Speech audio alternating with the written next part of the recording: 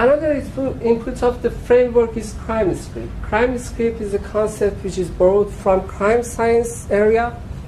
C-MRiC aims to characterize all the actions that need to be taken by the attacker or the criminal in order to do the attack or commit a crime. This is a proposed C-MRiC for the current risk. As you can see, we have three main stages: precondition, during, and post-condition. In precondition, the attacker collects the information about the victim and apply for credit card and activate the credit card. Then we have doing when they use the credit card, and finally they destroy the credit card and they vanish all the traces. So we identify the stakeholders and the risk and the C-MRiC. So the question is how we are going to tackle the problem. We need some solution. We assume that these solutions are proposed by the main stakeholder, which is the credit card company here. However, they can't find some help from the advisor or the consultant company. Two resolution actions introduced here. Both of them are related to authentication. So we can authenticate the person in a bank branch, or we can authenticate the person using a third-party online bank account. We also have a quantitative assessment toward the proposed resolution, and you can see the value of each resolution in this table. So these were all the inputs of this part of the project, where we are going to relate the resolution actions to the crime process and to the stakeholders, their goals, and the attacker. First, we have the C-MRiC. How we can relate the resolution actions to the C-MRiC?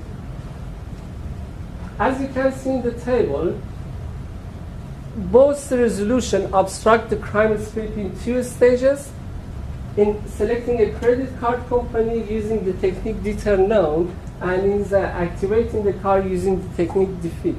In page of 70 of the book, which you have, you can find information about these techniques.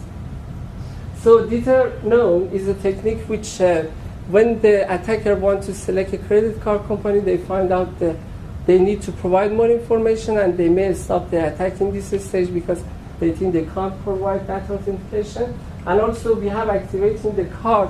When the attacker has the card, they need to prove their identity, so here we block the access to the card itself.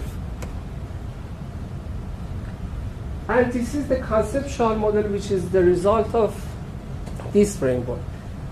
Here we have the main stakeholders, we have their goals, we have the resolution actions, we have the C-MRiC itself, and the attacker, and that's the relation between those two. This output will be used later by decision maker in order to take decision. Let's see how decision maker, which information they can find from this conceptual model. So we have two resolution actions. Both the resolution actions contribute in satisfying the first goal, which is avoid unauthorized person to open an account. And both of them has negative effect on the second goal, which is easy identity checks, because we have more complicated authentication process, so it has negative effect. We also can see the value of the first resolution is positive, while the value of the second one is negative. So it sounds that the first one is more cost benefit. We also can see that both the resolution obstruct the C-MRiC in two stages, and both of them can mitigate the risk. The first one mitigates the risk by 90%, and the second one mitigates the risk in 99.9%. So here it's up to the decision maker, based on the factors and the priority they have. If they want to mitigate the risk with the cost-benefit method, so they should choose the first option. And if the security is more important than money for them, they should go with the second option.